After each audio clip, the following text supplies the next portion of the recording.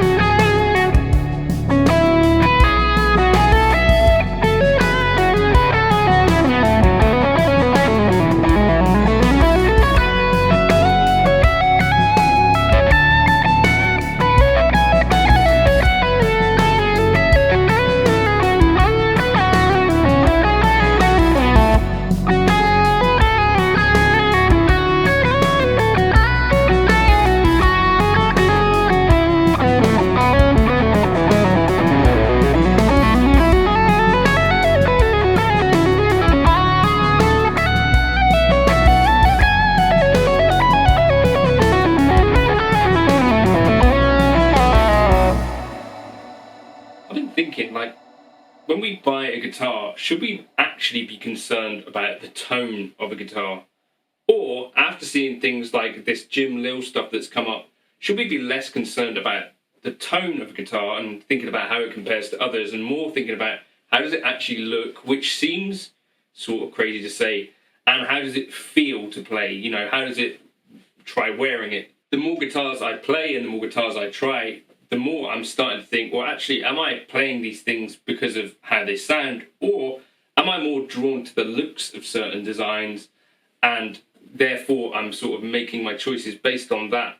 Are there guitars that I have which I wouldn't really play because I don't like the look of them, or am I genuinely interested in how these things are bringing something tonally to the table which is different from the others? I think this is the one that stands out from that intro that had a meaningfully different voice, mostly because it's got single coil pickups in it. Particularly if I put some humbuckers in this, or if I put single coils in any of those other guitars, I imagine the gap between them all would start to close.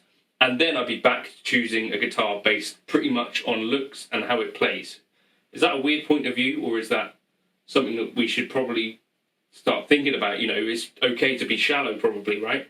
I was watching my boy Rob Harris from Jamiroquai, and he's got a podcast, Funk and Junk, and in it he was talking about why he has different guitars, and in it sort of candidly talking about a few things which made me kind of think, are we as guitarists in general a little bit stupid? And I think it's something to think about, at least. I think certainly in my own sort of buying brain, I can think of some things that don't really make much sense.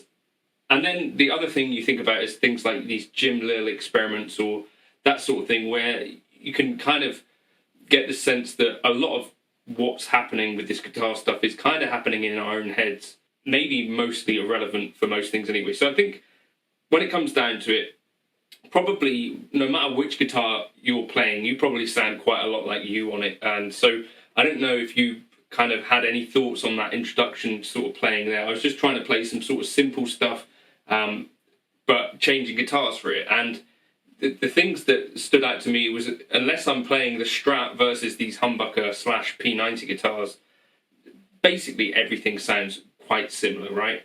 That's not going through any sort of crazy effects or anything, just a basic deluxe reverb clean, and then sort of a Dumble style lead. The sorts of things that I would normally play through. Now, it's definitely true that the more kind of gain you use, the less difference you notice, I find, between pickups and stuff anyway.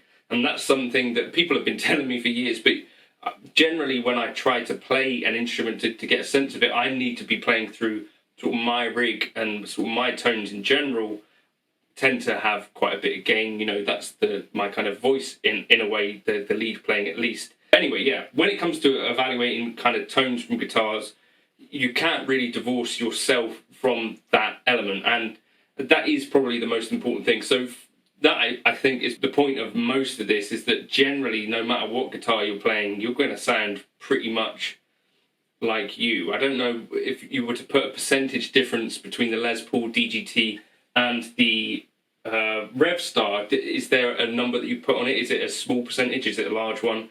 I think it stood out to me that obviously the Strat does stand out amongst that group of guitars as being quite meaningfully different sounding.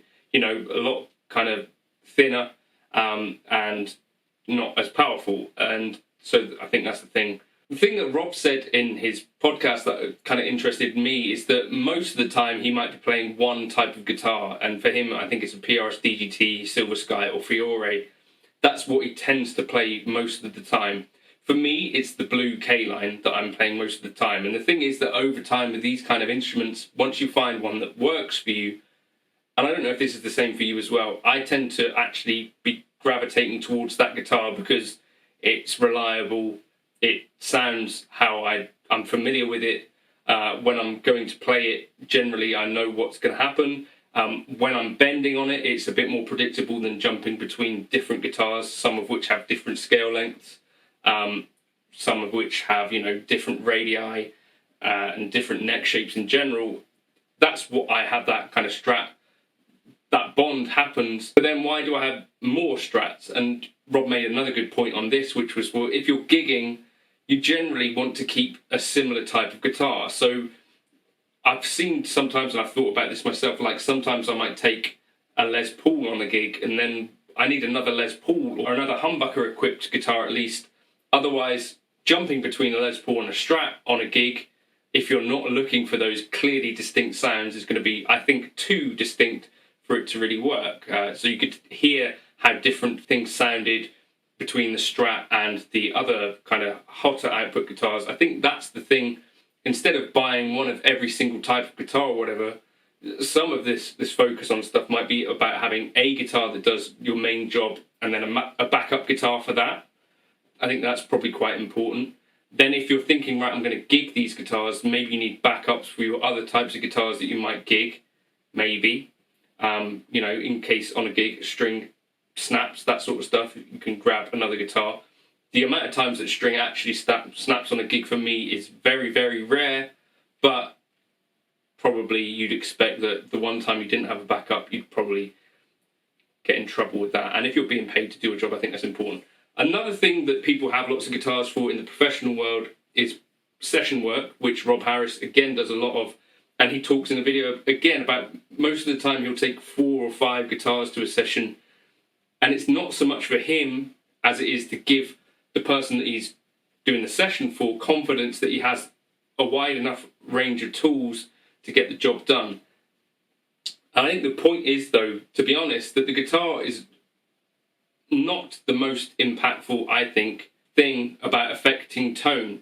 I think you could probably dial in things to sound way more different with your modeler or with your amp than you can between switching guitars between it. That's what I've found anyway. So if I play all of my guitars through my Eric Lead preset, they all pretty much sound about 10% within one another. You know, if that's my main kind of voice, they all sound pretty similar. If I switch to a different kind of setting or a different amp or that sort of thing, I get a way bigger difference than if I switch guitars. As you see in the introduction there, when I switch guitars through the same presets, there's a small difference, but it's not really changing things super meaningfully.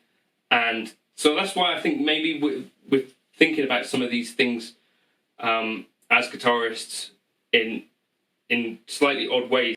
All in all, I'm coming to the conclusion that I don't need a ton of guitars.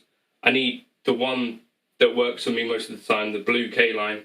And yes, it's fun to have these other bits and pieces, but in terms of promoting this idea that, you know, loads of guitars is necessary, my favourite guitarists are people that have smaller amounts of guitars. I think like Jonathan Kreisberg, you really only see him playing like one guitar. I think that's a really cool thing.